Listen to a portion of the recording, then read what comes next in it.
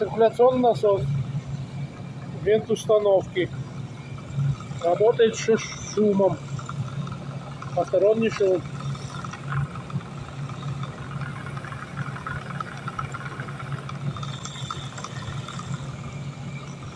Посмотрим, что там. Открываем 4 болта с шестигранным ключом и смотрим.